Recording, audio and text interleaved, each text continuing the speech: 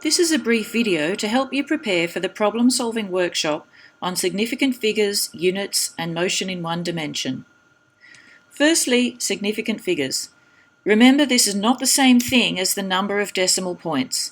To count them, you start at the first non-zero digit. The number of significant figures says something about the certainty to which we know a value, or what limits we know the value falls within. In the example shown, if I only know the value 1 to one significant figure, all I know is that it must be more than 1/2 and less than 1.5. This is a large uncertainty compared to the value.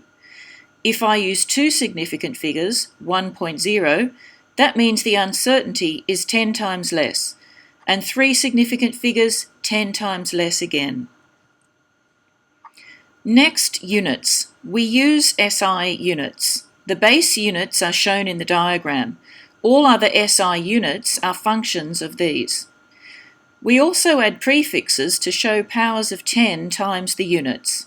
For example, in the table on the right, you can see that a nanometer is 10 to the minus 9, or 1/1000th of a meter. You should probably know all the prefixes up to tera, capital T, which means 10 to the power 12, and down to pico, small p, which means 10 to the minus 12. The section on motion in one dimension uses vectors to show velocities and accelerations. Remember that vectors can be shown as arrows, where the magnitude of the vector is the length of the arrow, and the arrow points from tail to head in the direction of the vector, so the head is the tip of the arrow. To add vectors, you draw them one at a time, as if they happened one after the other, with head to tail. It doesn't matter which one you draw first. It'll be easy in this workshop because they're all in a straight line.